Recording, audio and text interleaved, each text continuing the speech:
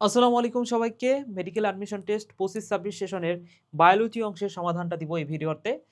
এবছরের মেডিকেল ভর্তি পরীক্ষায় বায়োলজি অংশটা কিন্তু অনেকটা ইজি হয়েছে। যারা বায়োলজিতে একটু পারদর্শী, মোটামুটি বায়োলজি জানো, তারাই কিন্তু বায়োলজি ৩০ টা কোয়েশ্চেনের মধ্যে ২৬ থেকে ২৭ টা কিন্তু এমনিতেই পারবা। তো এই ভিডিওতে আমি বায়োলজি অংশটা সমাধান করব এবং কিছু এক্সট্রা বিষয় পড়াবো।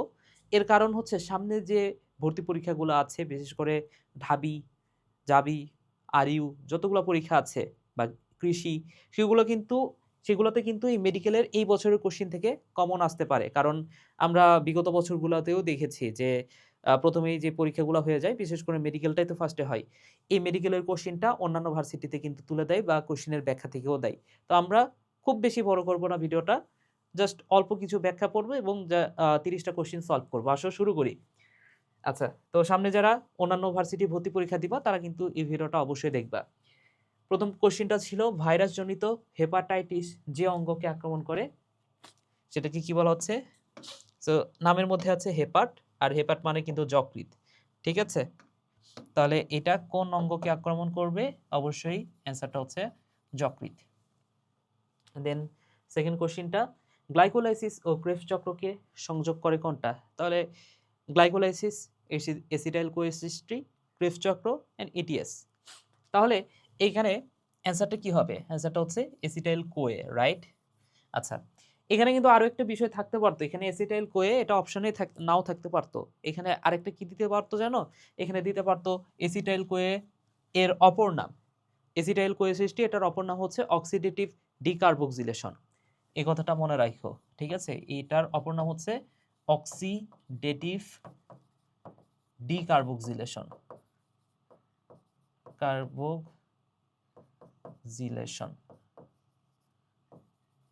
ওকে? সো এই নামটা একটু মাথায় রেখো। এটা হচ্ছে এসিটাইল কোএসিস্ট্রির অপর নাম। দেন মানবদেহে ক্যান্সার সৃষ্টিকারী অন্যতম ডিএনএ ভাইরাস কোনটা? এটা কিন্তু হচ্ছে এই যে সিমিয়ান ভাইরাস, এটা হবে অ্যান্সার। ফ্লাভি ভাইরাস কি? Dengue virus. হ্যাঁ, ডেঙ্গু ভাইরাস, এইচসিভি এগুলো হচ্ছে ফ্লাভি ভাইরাস। এরপরে এই যে র‍্যাবডো ভাইরাস, র‍্যাবডো ভাইরাস এটা কি আকৃতির? বুলেট আকৃতির ভাইরাস। আচ্ছা, তাহলে আসো ভাইয়া, এই প্রশ্নটাও হইল দাঁতের যে অংশে রক্তনালী থাকে সেটাকে বলা হয় পাল্প। ঠিক আছে? এটাও খুব সোজা। ওকে, সো এনামেল কি? এনামেল তো আবরণ, তাই না? সো আবরণ নিয়েও, এই এনামেল নিয়েও কিন্তু একটা প্রশ্ন আসছে এই বছর যে সবচেয়ে শক্ত আবরণ কোনটা? ঠিক আছে? আচ্ছা, তারপরে আসো পরের প্রশ্নটা, বৃহদান্ত্রে ব্যাকটেরিয়া দ্বারা প্রস্তুতকৃত ভিটামিন হচ্ছে ভিটামিন কে। ঠিক আছে? সো ভিটামিন কে এটা কিন্তু আমাদের বৃহদান্ত্রে তৈরি হয়। আচ্ছা, যে সাইনাসের প্রদাহের কারণে দুই চোখের মাঝখানে ব্যথা হয় তার নাম কি? তো দেখো, ৪ ধরনের মোট সাইনাস আছে। এম ফেস, এম ফেস এভাবে মনে রাখতে পারো। ৪ ধরনের সাইনাস আছে। তো এম মানে হচ্ছে ম্যাক্সিলারি সাইনাস, এফ মানে হচ্ছে ফ্রন্টাল, ই মানে হচ্ছে এথময়েডাল, অ্যান্ড এফ মানে হচ্ছে এস, এটা সরি এফ না, এটা হচ্ছে স্ফেনয়েডাল। ঠিক আছে? তাহলে এই ৪ ধরনের সাইনাস আছে। তো এখানে নামের নামের মধ্যে যেটা ফ্রন্টাল, ফ্রন্টাল, ফ্রন্টাল, ফ্রন্ট মানে হচ্ছে সামনে বা কপাল, কপালের যে অস্থিটা হচ্ছে ফ্রন্টাল। ঠিক আছে? তাহলে কপালের দিকে ব্যথা বললে সেটা কি? ফ্রন্টাল, তাই না? আচ্ছা, যদি বলা হয় ম্যাক্সিলা, ম্যাক্সিলা কোনটা? ম্যাক্সিলা হচ্ছে যে এই অঞ্চলগুলা, গালের যে অঞ্চলগুলা, গালের অঞ্চলে ব্যথা হইলে সেটা কি? ম্যাক্সিলারি সাইনাস, তাই না? তাহলে যদি গাল বলে সেটা হচ্ছে ম্যাক্সিলারি, ফ্রন্ট বললে, কপাল বললে সেটা হচ্ছে ফ্রন্টাল। আর এথময়েডাল এটাই মনে রাখো যে দুই চোখের মাঝখানে, দুই চোখের মাঝখানে যদি ব্যথা হয় সেই ক্ষেত্রে হচ্ছে এথময়েডাল। আর যদি আরো পেছনে ব্যথা হয় সেই ক্ষেত্রে হচ্ছে স্ফেনয়েডাল। ঠিক আছে ভাইয়া? তাহলে এখানে দুই চোখের মাঝখানে বলছে, মাঝখানে বললে কি? এথময়েডাল। আশা করি বুঝতে পেরেছ। ঠিক আছে। দেন কাইমোট্রিপসিন প্রধানত যে খাদ্যকে পরিপাক করে, তোমার বুঝতে হবে কাইমোট্রিপসিন কি বা ট্রিপসিন কি। সো এই কাইমোট্রিপসিন বা ট্রিপসিন এটা কিন্তু একটা এনজাইম ভাইয়া, এনজাইম। আমরা এনজাইম চেনার নরমাল উপায় কিন্তু জানি, নামের শেষে এএসি থাকলে সেটাকে আমরা বলি এনজাইম। নামের শেষে এএসি থাকলে সেটা হচ্ছে এনজাইম। কিন্তু এটা এমন একটা এনজাইম, এটার নামের শেষে কিন্তু এসি দেয়া নাই। সো চেনাটা অনেক সময় টাফ হয়ে যায়। তারপরেও কিন্তু এই ট্রিপসিন, কাইমোট্রিপসিন এগুলো কিন্তু কমন এনজাইম। সো এটা কিন্তু চেনা আসলে উচিত তোমার, ঠিক আছে? কারণ তোমরা হচ্ছে ওই যে অগ্ন্যাশয়ী ক্রস থেকে খরিত এনজাইমগুলা, তারপরে আন্ত্রিক ক্রস থেকে খরিত এনজাইমগুলা এগুলো পড়ছো, তাই না? সো সেখানে কিন্তু তোমরা আশা করি পড়ছো, ঠিক আছে? তো এই ট্রিপসিনটা কোথা থেকে খরিত হয় সেটা একটু মনে রাখো, যে এই এনজাইমটা, ট্রিপসিন এনজাইমটার কোথা থেকে খরিত হয়? এটা খরিত হয় অগ্ন্যাশয় থেকে, অগ্ন্যাশয় থেকে, ঠিক আছে? অর্থাৎ অগ্ন্যাশয়িক রসের মধ্যে, অগ্ন্যাশয়িক রস, অগ্ন্যাশয়িক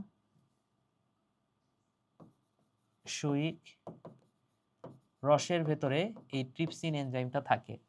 আচ্ছা, তাহলে এই ট্রিপসিন এনজাইম কোন জাতীয় খাদ্য পরিপাক করে? এটা হচ্ছে প্রোটিন জাতীয় খাদ্য পরিপাক করে, ঠিক আছে? এই কথাটা মাথায় রেখো। ট্রিপসিন কোন জাতীয় খাদ্য পরিপাক করে? ট্রিপসিন প্রোটিন জাতীয় খাদ্য পরিপাক করে, প্রোটিন, ঠিক আছে? এই এনজাইমটা কোন জাতীয় খাদ্য? প্রোটিন জাতীয়। তাহলে এইখানে যে খাবারগুলো আছে সেই খাবারগুলোর মধ্যে প্রোটিন কোনটা? সেই খাবারগুলোর মধ্যে প্রোটিন কোনটা? এখানে ডাল হচ্ছে প্রোটিন, অর্থাৎ এখানে অ্যান্সারটা হচ্ছে ডাল।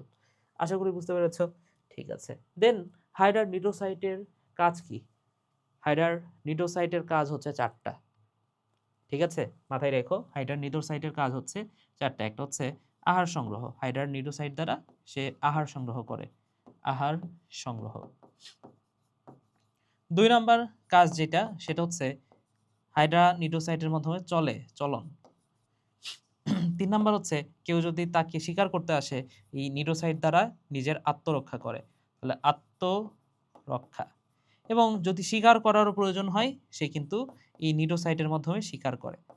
তাহলে এই 4টা কাজ কোনোভাবেই ভোলা যাবে না ভাইয়া, ঠিক আছে? তো হাইডার নিডোসাইটের কাজ কি? হাইডার নিডোসাইটের কাজ হচ্ছে শিকার ধরা, সিম্পল। হাইডার নিডোসাইটের কাজ কি? শিকার ধরা, ঠিক আছে? এবার আসো, মানব ভ্রূণে হৃৎপিণ্ডের ক্রমবিকাশ শুরু হয় কত সপ্তাহে? মানব ভ্রূণে, এটা কিন্তু মেডিকেল প্রশ্ন 20-21 সেশনেও মনে হয় এসেছিল একবার, ঠিক আছে? এটা আগের বইয়ে ছিল 6 সপ্তাহ বয়সে, ভ্রূণীয় 6 সপ্তাহ বয়সে, কিন্তু নিউ বইয়ে এটা সংশোধন করা আছে, এটা কিন্তু 6 সপ্তাহ দিলে ভুল হবে, এটা হচ্ছে 4র্থ সপ্তাহ, ঠিক আছে? সো 4র্থ সপ্তাহে এটা মানব হৃৎপিণ্ডের ক্রমবিকাশ শুরু হয়। আচ্ছা, হরমোন প্রয়োগ করে বীজহীন ফল উৎপাদন করার প্রক্রিয়া কি বলা হয়? তো বীজহীন ফল, তাই না? বীজহীন ফল এটা হচ্ছে পার্থেনোকার্পি বলা হয়, ঠিক আছে? যদি হরমোন প্রয়োগ করে তুমি ডিরেক্ট হচ্ছে বীজহীন ফল চাচ্ছ, সেটাকে তুমি বলতে পারবা পার্থেনোকার্পি, ঠিক আছে? এরপরে আসো ভাইয়া, জেলিফিশ যে পর্বের প্রাণী, জেলিফিশ এটা অনেক সময় একাইনোডার্মাটা অনেকে মনে করে, যেহেতু একাইনোডার্মাটার মধ্যে তারা মাছ আছে, হ্যাঁ? বা ওই জেলিফিশ, তারা মাছ, এগুলো তো আমরা ফেসবুকে নরমালি দেখি যে তারা মাছ, তারপর হচ্ছে জেলিফিশ, এগুলো সমুদ্রের পাড়ে পাওয়া যাচ্ছে। তো অনেক সময় গুলায় যায়, অনেক সময় এক মনে হয়, কিন্তু জেলিফিশ এটা কিন্তু নিডারিয়া পর্বের প্রাণী, ঠিক আছে? এখন এই জেলিফিশের বৈজ্ঞানিক নামটা একটু মাথায় রাখো, আমার সঠিক মনে নাই, আউরেলিয়া এই টাইপের প্রথম অংশটুকু মনে আছে। তো ওইটা একটু মাথায় রাখো, কারণ সামনে ঢাকা ভার্সিটি পরীক্ষা, ঢাকা ভার্সিটিতে বৈজ্ঞানিক নাম থেকে কোশ্চিন হয়। তাহলে জেলিফিশ কোন পর্বের প্রাণী বলতো? জেলিফিশ হচ্ছে নিডারিয়া পর্বের প্রাণী, এই কথাটা মাথায় রেখো ভাইয়া, ঠিক আছে? এরপরে আসে স্টেম কোষের উৎস কি? স্টেম কোষের উৎস হচ্ছে কুসুমথলি, ঠিক আছে? তো স্টেম কোষের উৎস হচ্ছে কুসুমথলি বা ইয়ল্ক স্যাক, কুসুমথলি। আচ্ছা, এরপরে আসো, ডায়াফ্রাম যে মাংসপেশি দ্বারা গঠিত তা হচ্ছে, দেখো ডায়াফ্রাম কি তুমি নরমালি নাড়াচাড়া করতে পারো? ডায়াফ্রাম তো তোমার দেহের ভেতরে আছে, এটা কিন্তু মানে একটা অনৈচ্ছিক পেশি, এটা তোমার ইচ্ছা ছাড়াই সে নিজের মতো করে চলাচল করতে পারে, তাই না? তাহলে এটা কি ধরনের ডায়াফ্রাম? কি আসলে ডায়াফ্রাম হচ্ছে একটা অনৈচ্ছিক পেশি, রাইট?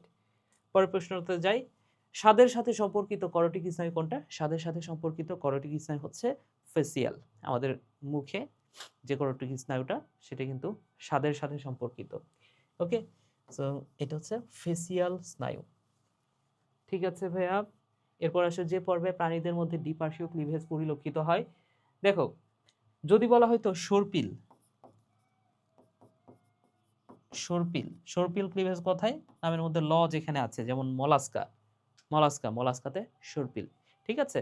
দেন যদি বলা হয় ওরিও দেখা যায় আর্থ্রোপোডাতে, তবে দ্বিপার্শ্বীয় বললে সেটা কিন্তু কর্ডাটা হবে। আচ্ছা, তাহলে এই দ্বিপার্শ্বীয় ক্লিভেজ দেখা যাবে কোথায়? কর্ডাটায়। ভ্রূণ থেকে মায়ের শরীরে পরিবাহিত হয় কি কি? হ্যাঁ, যেমন কার্বন ডাই অক্সাইড পরিবাহিত হয়, বিভিন্ন ধরনের বর্জ্য পদার্থ, ভ্রূণে যে বর্জ্য পদার্থ সেটা ভ্রূণ থেকে মায়ের দেহে আসে, ঠিক আছে? তাহলে বর্জ্য পদার্থ, কার্বন ডাই অক্সাইড এই জিনিসগুলো পরিবাহিত হয়। আচ্ছা ভাইয়া, ঠিক আছে, এরিথ্রোপোয়েটিন উৎপন্ন হয় কোথায়? এরিথ্রোপোয়েটিন লোহিত রক্তকণিকা তৈরির প্রক্রিয়াকে বলা হচ্ছে এরিথ্রোপোয়েসিস। কোনো নামের শেষে সিস থাকলে সেটা কিন্তু প্রক্রিয়া, সিস থাকলে সেটা হচ্ছে প্রক্রিয়া। আচ্ছা, আর এরিথ্রোপোয়েটিন নামের শেষে আয়ন আছে, সো কোনো নামের শেষে আয়ন থাকলে সেটাকে বলা হয় প্রোটিন। এরিথ্রোপোয়েটিন এই প্রোটিনটা এটা হচ্ছে এক ধরনের হরমোন, ঠিক আছে? এরিথ্রোপোয়েটিন কি ভাইয়া? এটা হচ্ছে এক ধরনের হরমোন, এটা হচ্ছে এক ধরনের হরমোন। এখন এই এরিথ্রোপোয়েটিন আর এরিথ্রোপোয়েসিস এই দুইটা ওয়ার্ডের মধ্যে মিল আছে নিশ্চয়ই। তাহলে এই এরিথ্রোপোয়েসিস মানে হচ্ছে লোহিত রক্তকণিকা তৈরির প্রক্রিয়া বা এরিথ্রোসাইট তৈরির প্রক্রিয়া। তাহলে এই এরিথ্রোসাইট তৈরির জন্য একটা হরমোন কাজ করে, যে হরমোনটার নাম হচ্ছে এরিথ্রোপোয়েটিন। এখন আমরা জানি যে এরিথ্রোসাইট এটা কিন্তু তৈরি হয় লাল অস্থিমজ্জায়, তাই না? কিন্তু যদি বলা হয় এরিথ্রোপোয়েটিন কোথায় তৈরি হয়, এটা কিন্তু তৈরি হয় বৃক্কে। এই কথাটাও ভাইয়া মাথায় রেখো, ঠিক আছে? সো বৃক্কে কিন্তু এই এরিথ্রোপোয়েটিন তৈরি হয়। শাপলা যে শ্রেণীর জলজ উদ্ভিদ তার নাম কি? দেখো, শাপলা যে মূলটা সেটা দেখো মাটির সাথে লেগে থাকে। শাপলার মূলটা ধরে টান দিও তো, বা শাপলার দেহটা ধরে একটু টান দিও তো, সহজে কি উপরে উঠে আসে? না। কেন উঠে আসে না সহজে? কারণ নিচে হচ্ছে মাটির ভেতরে থাকে, মাটির ভেতরে মূলটা আবদ্ধ করে রাখে। কিন্তু শাপলার দেহটা আবার উপরের দিকে থাকে, তাহলে মূলটা মাটির ভেতরে, আবার সে ভাসমান অবস্থাতেও থাকে, তাহলে মূলাবদ্ধ ভাসমান। এই ঘটনাকে বলা হচ্ছে মূলাবদ্ধ পত্র ভাসমান, ঠিক আছে? অর্থাৎ পত্রটা ভাসমান অবস্থায় আছে আর মূলটা আবদ্ধ আছে, এই হচ্ছে অবস্থা। অগ্নাশয়ের আলফা কোষ থেকে নিঃসৃত হয় কোনটা? তাহলে alpha, beta, delta, delta and gamma. Alpha, beta, delta and gamma, ঠিক আছে? So alpha, beta, delta, gamma, G I S P, G am S P, এভাবে মনে রাখো, G am S P. So alpha কোষ থেকে গ্লুকাগন, বিটা কোষ থেকে insulin, তারপর হচ্ছে ডেল্টা কোষ থেকে সোমাটোস্ট্যাটিন, এন্ড এই গামা কোষ থেকে পলিপেপটাইড, ঠিক আছে? পিপি, পলিপেপটাইড। তাহলে অগ্নাশয়ের আলফা কোষ থেকে কি? জি, জিআইএসপি। তাহলে জি মানে কি? Glucagon, simple. তাহলে এখান থেকে ফলিত হচ্ছে গ্লুকাগন, রাইট? এরপরে দেখো, মানবদেহের সবচেয়ে কঠিন আবরণ কোনটা? মানবদেহের সবচেয়ে কঠিন আবরণ হচ্ছে পেরিকার্ডিয়াম, তো হৃৎপিণ্ডের আবরণ, খুবই পাতলা। পেরিকন্ড্রিয়াম, এটা হচ্ছে তরুণাস্থির আবরণ। পেরিওস্টিয়াম, অস্থির আবরণ। দাঁতের এনামেল। তো দাঁতের এনামেল, দাঁত কিন্তু আমাদের দেহের সবচেয়ে শক্ত অঙ্গ। তাহলে দাঁতের যে এনামেল, এটার কারণে তো শক্ত হচ্ছে, তাই না? সো দাঁতের এনামেল এটি কিন্তু মানবদেহের সবচেয়ে কঠিন আবরণ, ঠিক আছে? দেহাভ্যন্তরের তুলনায় স্ক্রোটামের তাপমাত্রা কত? বেশি তো হওয়া সম্ভব না, ঠিক আছে? স্ক্রোটাম দেখো, আমাদের যে শুক্রথলি যেটা, সেটা কিন্তু আমাদের দেহের বাইরে থাকে। সো দেহের তাপমাত্রা নরমালি হচ্ছে 37°C, ঠিক আছে? তো স্ক্রোটাম এটা আমাদের দেহের থেকে বাইরের দিকে আছে, বাইরের দিকে আছে। যেহেতু বাইরের দিকে আছে, এখানে তাপমাত্রাটা কিছুটা কম থাকে। কত ডিগ্রি? 2 থেকে 3 ডিগ্রি। এখানে হচ্ছে 2ও আছে, 3ও আছে। তো বেশিরভাগ স্যার কিন্তু এটা হচ্ছে 2 ডিগ্রিকেই অ্যান্সার করছে। সো অ্যান্সারটা মাথায় রেখো যে 2 থেকে 3 ডিগ্রি না থাকলে কত ডিগ্রি দিবা? 2 ডিগ্রি দিবা। এটা একটু মাথায় রেখো। ঠিক আছে ভাইয়া? বায়ুগহ্বর পূর্ণ অস্থিসম্পন্ন প্রাণীসমূহের অন্তর্গত কোনটা? পাখি। ঠিক আছে? পাখির অস্থিটা মধ্যে বায়ু থাকে। অস্থি মানে কি? হাড়। পাখির যে হাড়, এর ভেতরে বায়ু থাকে। কিভাবে বুঝতেছো? কারণ দেখো, পাখি উড়তে পারে। এখন বায়ু না থাকলে তো ওই হাড়টা অনেক বেশি ভারী হবে। তুমি কি উড়তে পারো? না। কেন? কারণ তোমার হাড়, মাংস সবকিছু অনেক ভারী, এই কারণে। সো পাখির হাড়টা অনেক বেশি পাতলা হয় এই বায়ু থাকার কারণে। এই কারণে পাখি উড়তে পারে সহজেই। ঠিক আছে স্যার, তাহলে বায়ুপূর্ণ এই যে বায়ু গহ্বরপূর্ণ অস্থি কার? কোন প্রাণীর? পাখি। আচ্ছা, উদ্ভিদের অতি প্রয়োজনীয় মাইক্রো পুষ্টি উপাদানের মধ্যে অন্যতম কি? ওই যে ম্যাকগাইভার কাকার নাইস চপস, এগুলো হচ্ছে ম্যাক্রোমৌল। তাহলে এগুলো বাদ দিলে যা থাকবে সেটা হচ্ছে মাইক্রোমৌল। তাহলে এখানে জিঙ্ক যেটা, সেটা হচ্ছে মাইক্রোমৌল ভাইয়া। ঠিক আছে? আচ্ছা, গ্লাইকোলাইসিস প্রক্রিয়া নিয়ন্ত্রণকারী এনজাইম কোনটা? ফসফোফ্রুক্টোকাইনেজ। ঠিক আছে? তাহলে এটা হচ্ছে গ্লাইকোলাইসিস নিয়ন্ত্রণ করে ফসফোফ্রুক্টোকাইনেজ। উদ্ভিদে নিষিক্ত হওয়া ব্যতীত ডিম্বাণু থেকে ভ্রূণ সৃষ্টির প্রক্রিয়াটার নাম কি? প্রক্রিয়াটার নাম মনে রাখো পার্থেনোজেনেসিস। ঠিক আছে ভাইয়া? ওকে, তাহলে সরাসরি ভ্রূণ সৃষ্টি হচ্ছে, ডিম্বাণু তৈরি হচ্ছে না, এই ঘটনাটা হচ্ছে পার্থেনোজেনেসিস। আর ওই যে একটু আগে পড়ছি যে পার্থেনোকার্পি মানে কি, বীজহীন ফল তৈরি প্রক্রিয়াকে বলা হচ্ছে পার্থেনোকার্পি।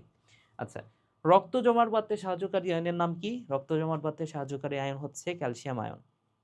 ঠিক আছে, কিভাবে বুঝলাম? ওই যে ফুল পরে থপাস করে, রক্ততন্ত্রের যে প্রধান 4টা ফ্যাক্টর আছে, ফুল পরে থপাস করে, তাহলে ফাইব্রিনোজেন, প্রোথ্রম্বিন, থ্রম্বোপ্লাস্টিন, আরেকটা হচ্ছে ক্যালসিয়াম আয়ন। তাহলে এই ক্যালসিয়াম আয়ন এটা কিন্তু রক্ত জমাট বাঁধতে সাহায্য করতেছে। সিম্পল।